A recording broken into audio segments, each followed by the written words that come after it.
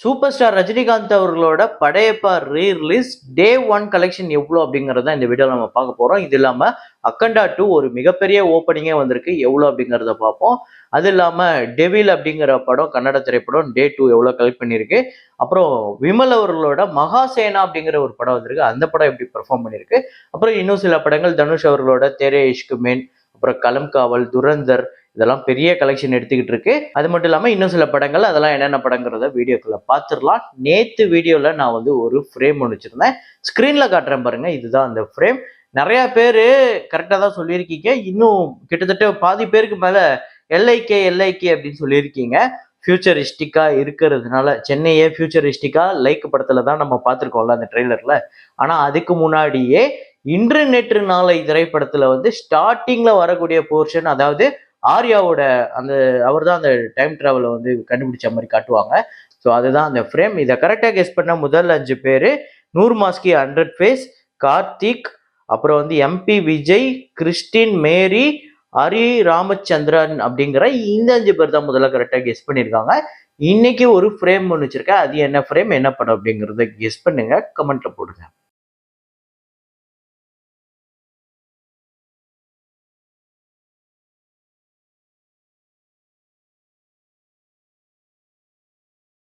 ஜூட்டோபியா 2 ஒரு மிகப்பெரிய சம்பவம் பண்ணிடுச்சுங்க. நேத்து 15வது நாள் இந்தியாவில் 57 லட்சம், டோட்டலா 22 கோடியே 12 லட்சம். ஆனா உலகம் முழுக்க இந்த படம் $1 பில்லியன் கலெக்ட் பண்ணியிருக்கு. 1.01 பில்லியன் US. 9150 கோடி கிட்ட இந்த படம் வந்து வசூல் பண்ணியிருக்கு. இந்த படத்தோட பட்ஜெட் $150 மில்லியன். ஸோ ஒரு மிகப்பெரிய சம்பவம் பண்ணிடுச்சு. வெறும் 15 நாள்ல இந்த படம் வந்து 1 பில்லியனை கடந்திருக்கு. நேசா 2 அப்படிங்கிற படம் 1 பில்லியனை 12 நாள்ல கடந்துச்சு. 11 நாள்ல 12 நாள்லயே கடந்துச்சு. இது அதுக்கு அடுத்த இடத்துல இருக்கு. உண்மையிலே பெரிய விஷயம். இந்த வருஷத்துல 3 படம் 1 பில்லியனை கடந்திருக்கு. ஸோ இப்போ நம்ம டாப் 5 பார்த்துருவோம். இதுவரையும் வேர்ல்டு வைட்லேயே கலெக்ட் பண்ண 2025 collection. Jurassic world Rebirth $869 million. 5வது இடம். என் மைண்ட் கிராஃப்ட் மூவி இந்த படம் வந்து $958 மில்லியன். 4வது இடம். ஜூட்டோபியா 2 தான் 3வது இடத்தை பிடிச்சிருக்கு. 1.01 billion. Lilo and Stitch 1.038 billion. Nezha 2 இந்த படம் வந்து 2.21 பில்லியன் கலெக்ட் பண்ணியிருக்கு. அதாவது இந்த வருஷத்துல 3 படம் 1 பில்லியனை கடந்திருக்கு. ஒரு படம் 2 பில்லியனை கடந்திருக்கு. 2 பில்லியன்லாம் பெரிய கலெக்ஷன். கிட்டத்தட்ட நம்ம சொல்லுவோம்ல ஒரு 1000 கோடி 1500 கோடி அந்த மாதிரி ஒரு கலெக்ஷன்.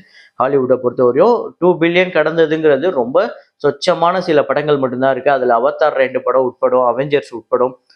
ஸோ ஜூட்டோபியா 2 ஒரு மிகப்பெரிய சம்பவம் பண்ணிடுச்சு.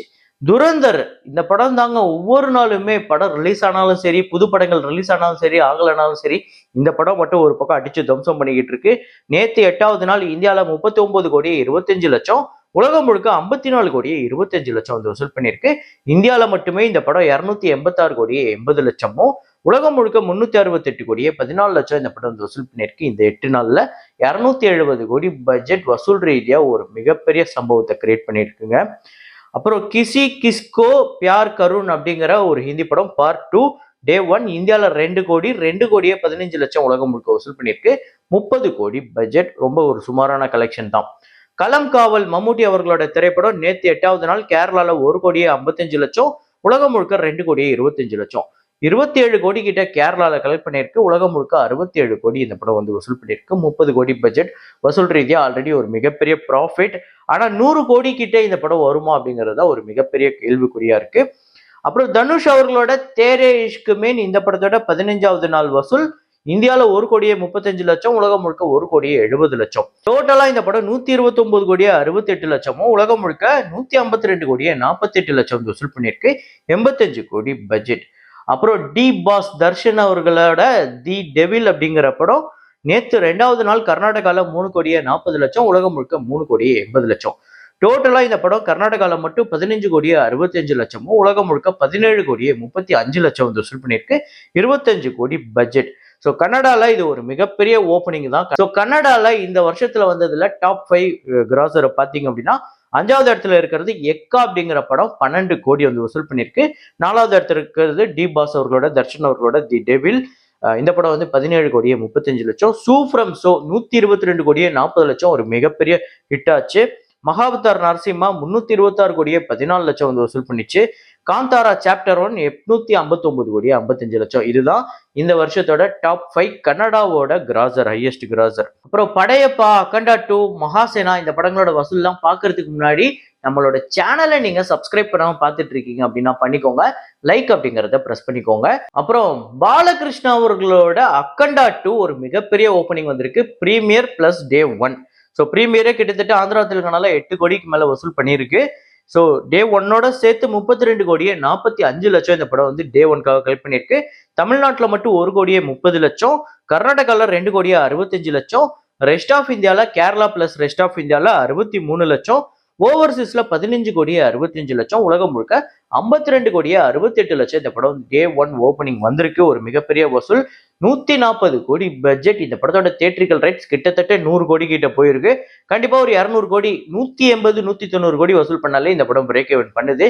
ஏன்னா பெரிய படங்களுக்குலாம் ஆந்திரால பாத்தீங்க அப்படின்னா ஆந்திரா தெலுங்கானால ஃபர்ஸ்ட் வீக்கு கிட்டத்தட்ட டிஸ்ட்ரிபியூட்டர்ஸ்க்கோ ப்ரொடியூசருக்கோ கிட்டத்தட்ட 60% மேல வருது. அதுவும் முக்கியமா இந்த பெரிய படங்களுக்கு அப்படி பார்த்தா கண்டிப்பா தியேட்டருக்கு ஃபர்ஸ்ட் வீக் பெருசா ஷேர் வராது. கண்டிப்பா செகண்ட் வீக் தேர்ட் வீக் ஓடும்போது தான் இந்த மாதிரி தெலுங்கு படங்கள், அதுவும் முக்கியமா பெரிய படங்கள் இந்த மாதிரி தியேட்டருக்கு ஷேர் கிடைக்குது. செகண்ட் வீக் தேர்ட் வீக் தான். ஆனா ஃபர்ஸ்ட் வீக் ப்ரொடியூசர் அள்ளிட்டு போயிடுறாங்க. அப்புறம் விமல் அவர்களோட மகாசேனா இந்த படம் வந்து டே 1 எவ்வளவு கலெக்ட் பண்ணிருக்கு அப்படின்னு பாத்தீங்கன்னா தமிழ்நாட்டுல 8 லட்சம், உலகம் முழுக்க 11 லட்சம். இதுல கர்நாடகால மட்டுமே 2.5 லட்சம் கிட்ட கலெக்ட் பண்ணிருக்கு. தமிழ்நாட்டுல 8 லட்சம். ஸோ 5.5 கோடி இந்த படத்துக்கு பட்ஜெட். கிட்டத்தட்ட 200 ஷோ இருக்கக்கூடிய தமிழ்நாட்டுல இந்த படம் வந்து 8 லட்சம்.